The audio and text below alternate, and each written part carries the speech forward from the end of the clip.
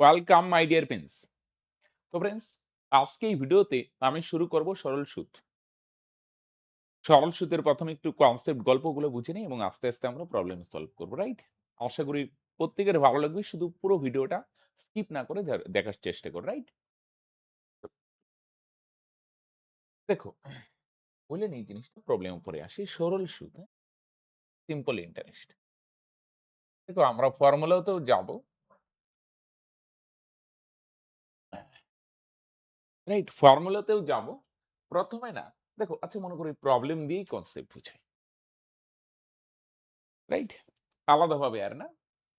মনে করো ১২০০ টাকা রাখলে ১২০০ টাকা ব্যাংকে রাখা হয়। তাহলে ব্যাংকে রাখলে কি হবে? সুদ পাওয়া যাবে। ব্যাংকে যেটা রাখা হয় না, এটাকে আসল বা মূলধন বলা হয়। প্রবলেম দিয়ে একদম কনসেপ্ট করি, বুঝছো? তাহলে মূলধন কত? ১২০০। ১২০০ টাকা ব্যাংকে রাখলে কয় বছর রাখলে? ২ বছর। যদি সরল সুদ দেয়, সরল, তাহলে ২ বছর পরে 7% হারে সুদ দেয়, তাহলে কত সুদ হবে? তাহলে ১২০০ টাকা ২ বছর রাখলে ব্যাংক 7% হারে সুদ দেয়। এটাকে বলা হয় সুদের হার।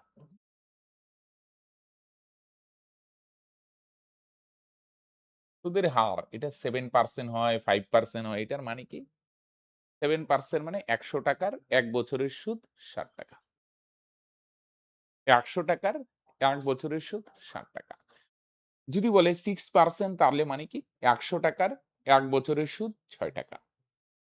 যদি বলে 5% তার মানে ১০০ টাকা যদি ওই ব্যাংকে রাখো, ১ বছর রাখো, তাহলে ৫ টাকা সুদ।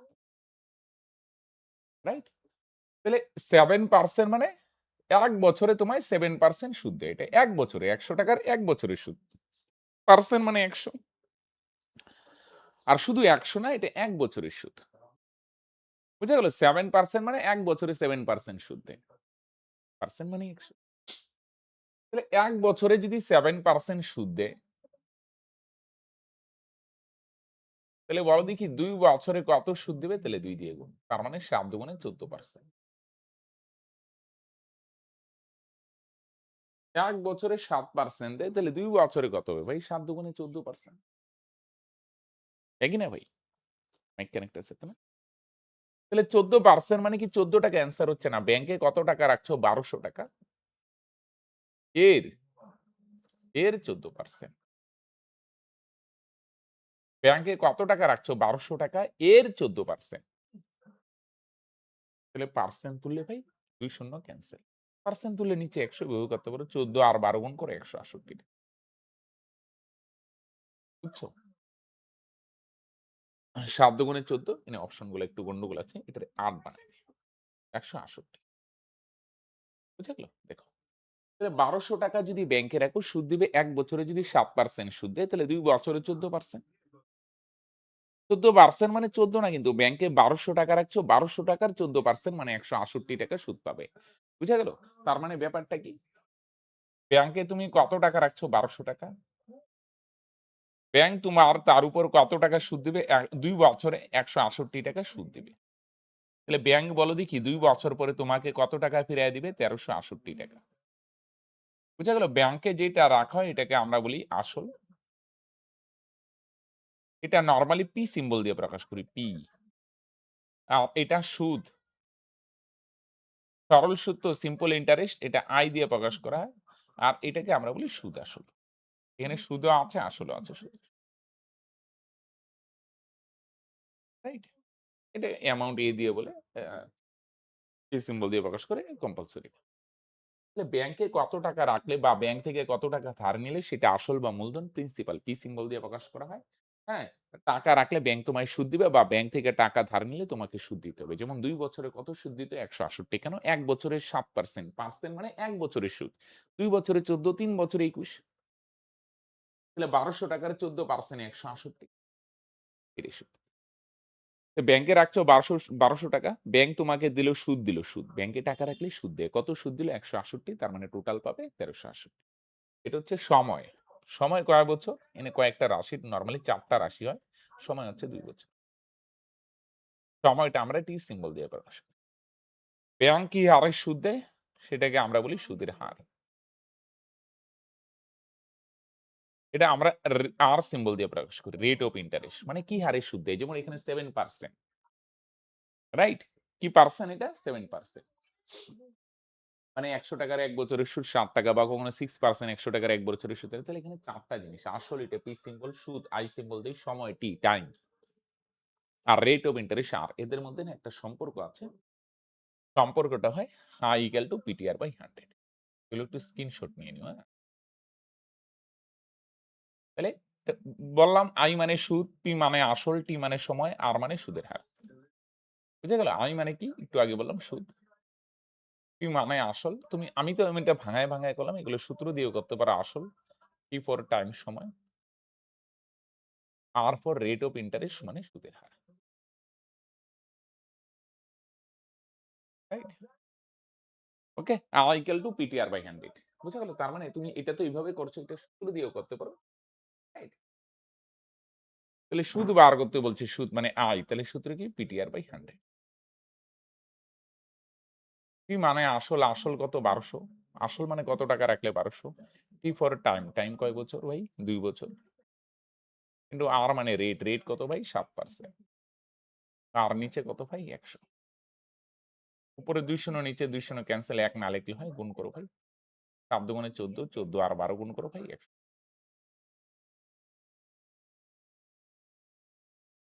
তাহলে P মানে আসল ১২০০, T মানে টাইম ২ বছর, R মানে রেট ৭। ৭ দুগুণে ১৪, ১৪ আর ১২ গুণ করো ১০০। তার মানে কত ভাই? সে কত টাকা ভাই? সুদ কত টাকা? ১৬৮। এখান থেকে আরো কিছু সূত্র এটারে গুণ করে বাইর হয়ে যায়। আর বা পি বর্জন করে আসে এগুলা। বা টি যাই বলো তার সূত্রগুলো হয় এরকম। যদি আর বার করার সূত্রগুলো ১০০ ইন্টু আই, আর নিচে হয় ভাই পিটিআর। তাহলে আর তো বাদিকে গেল, নিচে পিটিআর। তাহলে আর তো বাদিকে গেল, নিচে থাকবে পিটি। এখানে উপরে হবে সবগুলাই ১০০ ইন্টু আই, প্রত্যেকটার উপরে ১০০ ইন্টু আই, আর নিচে থাকে পিটিআর। টি তো বাদিকে গেল, তাহলে নিচে থাকবে টিআর। উপরে ১০০ ইন্টু আই, আর নিচে পিটিআর। পিটিআর এর মধ্যে টি তো বাদিকে গেল, তাহলে নিচে থাকবে পিআর। বুঝলে ভাই? তাহলে নিচে থাকবে পিআর। রাইট? তাহলে আর বার করার সূত্র উপরে ১০০ ইন্টু আই, টি বার করার সূত্র ১০০ ইন্টু আই, বার করার সূত্র ১০০ ইন্টু আই, নিচে পিটিআর। তাহলে আর বাদিকে গেল, নিচে পিটি, বাদিকে গেল, নিচে টিআর, বাদিকে গেল, নিচে পিআর। রাইট?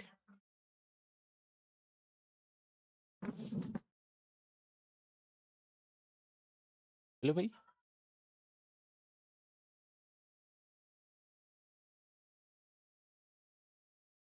তো এটা আমি ২ ভাবে দেখালাম। এবার আসুন নেক্সট প্রবলেম। এটা আমি মনে করি সূত্র 6% হারে ৳৪০০ র ৫ বছরের সুদ কত? তাহলে সুদ বার করার সূত্র I ইকুয়াল টু PTR/100। তাহলে P মানে মূলধন ভাই ৪০০, T মানে সময়, সময় কয় বছর ভাই? ৫ বছর, আর মানে রেট, রেট কত ভাই? রেট হচ্ছে 6%, 6 আর নিচে কত ভাই? 100। রাইট? তাহলে ২ শূন্য, ২ শূন্য ক্যানসেল, ১ না লিখলে হয়। ৪ ৫ ২০, ২০ আর ৪ গুণ করে ৮০। তবে ভাঙায় ভাঙাও করতে পারো। এই সব ডাটা গুণ ৫ ৬ গুণ করলাম, ভুল করলাম। ঠিক আছে। ৫ ৬ ৩০, ৪ ৩০, ১২০ সরি ভাই। এখানে ভাঙায় করতে পারো ১ বছরে ৬%, ৫ বছরে ৩০%। ৳৪০০ র ৩০% কত ভাই? ৳১২০ হবে সুদ। তাই না ভাই? বার্ষিক 15% হারে ৪ বছর পর কোন টাকার সুদ এত টাকা হলে সুদ দেওয়া আছে, এটা সুদ, এটা আই, এটা রেট আর দেওয়া আছে। সময় দেওয়া আছে, আসল কত? মূলধন। পি বার করার সূত্র কি ভাই? উপরে ১০০ ইন্টু আই, আর নিচে হবে ভাই পি। নিচে পিটিআর। পি তো বাঁদিকে গেল, পি আর লিখবো না, তাহলে নিচে কি থাকবে ভাই? টিআর। তাহলে সমান সমান ১০০ ইন্টু আই এর জায়গায় বসাও সুদ। সুদ কত ভাই? সুদ কত? ৪৮০। নিচে টি, টি মানে ভাই সময়। তাহলে সময় কয় বছর? ৪ বছর না? তাহলে টি হচ্ছে সময়। আর মানে রেট। রেট কত ভাই? রেট হচ্ছে 15%, তাহলে আর এর জায়গায় বসবে ১৫। রাইট? তাহলে ৪ দিয়ে কাটো ভাই। ৪ ১২ ৩৮, আরেকটা শূন্য। 15 দিয়ে 8 কে কাটো, ৮ 15 100 কাটাকাটি মানে ভাগ। ৪ দিয়ে এটাকে ভাগ করো ১২০, 15 দিয়ে ১২০ কে ভাগ করো। তাহলে ভাই এখানে যদি গুণ করো না, নিচে কিছু নাই ৮ দিয়ে ১০০ রে গুণ করো তার মানে ভাই ৳৮০০। তার মানে কত টাকা ভাই? কি বার করার সূত্র ১০০ * i ১০০ ১০০ i মানে সুদ, t মানে সময়, r মানে রেট। তাহলে কাটাকাটি করো তার মানে কত টাকা ভাই? ৳৮০০। হইল ভাই?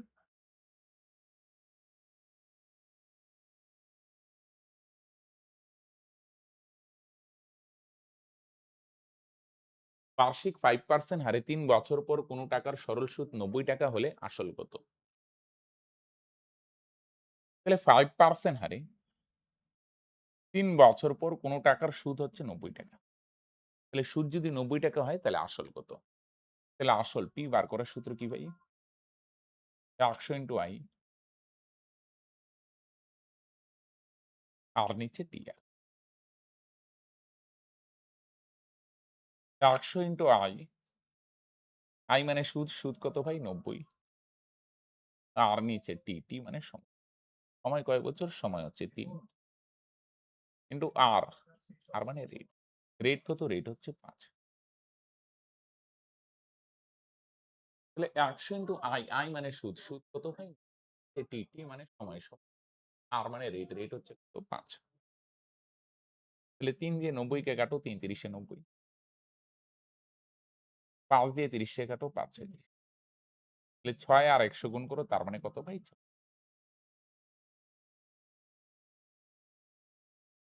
১০০ * i, i মানে সুদ, T, T মানে সময় ৩, R মানে রেট ৫। তাহলে দিয়ে ৯০ রে কাটো ৩০, ৫ দিয়ে ৩০ কে কাটো, ১০০ আর ৬ গুণ করো তার মানে কত টাকা ভাই? ৳৬০০। তার মানে এটা হচ্ছে আসল।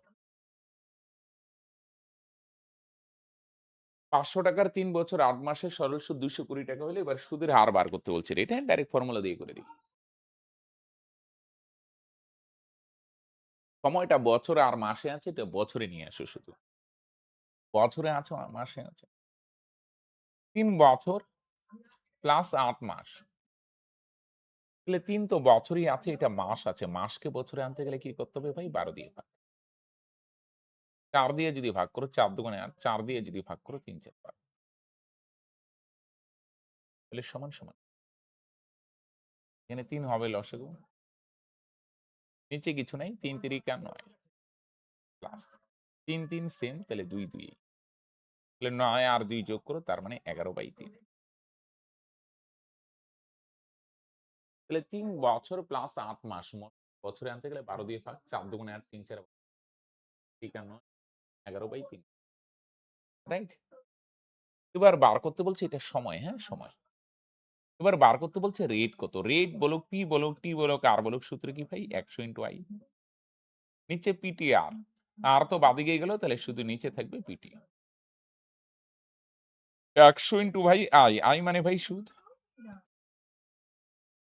সুদ কত ভাই? সুদ হচ্ছে ২২০।